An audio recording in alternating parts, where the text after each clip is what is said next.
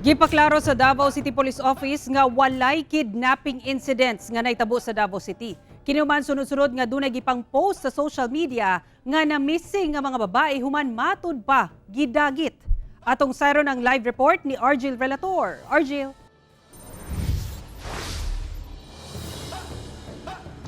Sara, subay sa investigasyon sa kapulisan ang usa sa mga babae nag-chill-chill lang matud pa sanglit doon na siya naka-meet up din sa Davao City ug nag-joyride padulong sa Digo City samtaong sa nag-meet time lang sab sanglit gusto niya mapag-isa kay lagi doon na personal nga problema. Apan ang maong lakang sa mga personalidad nagdala og kahadlok ug kabalaka sa social media kay lagi managlahi na ang istorya nga gipagula sa social media. Gipang share sa social media ang labot na sab sa usa ka 22 anyos nga babaeng giingong na missing nga taga Davao City.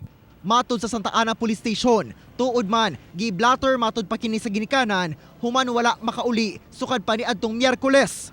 Huwebes sa hapon, nakit-an ang na-missing nga babae sa Luna Extension, Digo City, Davao del Sur.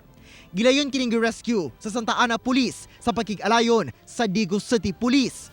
Sa investigasyon sa kapulisan, duna di ay kinikaila nga giubanan. Og sa ato ang pakighinabi, ingon niya nga kaila niya ang iyang giubanan apan nagdubili siya sa paghatag sa pangalan sa iyang giubanan.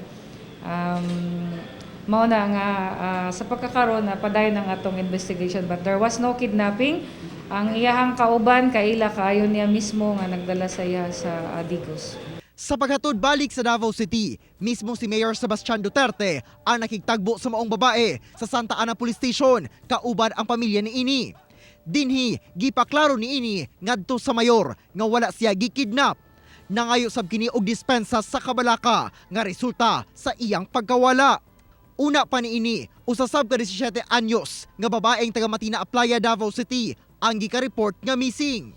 Hinoon, na-contact na kini ug ana kuno sa maayong kahimtang sumala sa iyang inahan ug nakatakda na matud pa nga muuli ang iyang anak. Kagahapon na doon na kita'y update, nag-text na siya sa iyang igsuon nga naara siya sa lugar nga gusto lang siya nga maghuna-huna sa ugtarong, maghinuklog sa daw siya.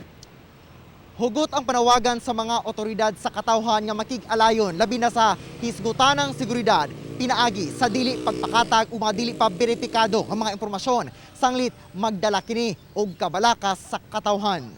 Anda matud pa ang Women and Children's Protection Desk sa DCPO nga muhatag og psychosocial intervention sa maong mga babae uban sa ilang pamilya. Sara, gipaklaro sab sa Police Regional Office 11 nga walay mga insidenteng pagpangdagit nga naitalaon na i-report sa tibuok Davao Region. So basta uga sumala pa nga dili tinuod ang mga na-report sa social media. Sara. Okay, dagang salamat, Argil Relator.